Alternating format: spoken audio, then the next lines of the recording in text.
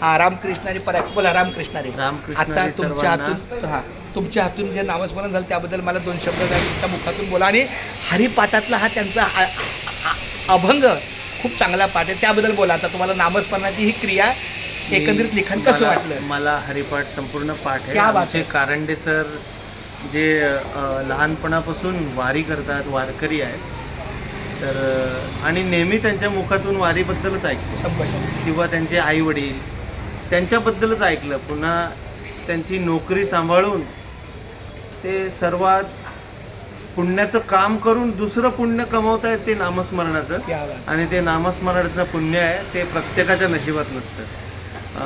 त्यानिमित्तानं मला नामस्मरण झालं, त्याबद्दल कारंडे सरांचे खूप खूप धन्यवाद.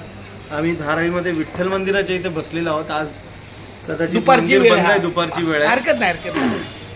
तरी 2 मिनटं का होईना माझ्याकडून नामस्मरण झालं. चला, माझ्या तर त्यांना खूप खूप धन्यवाद. थँक्यू. खूप रामकृष्ण हरी. रामकृष्ण हरी.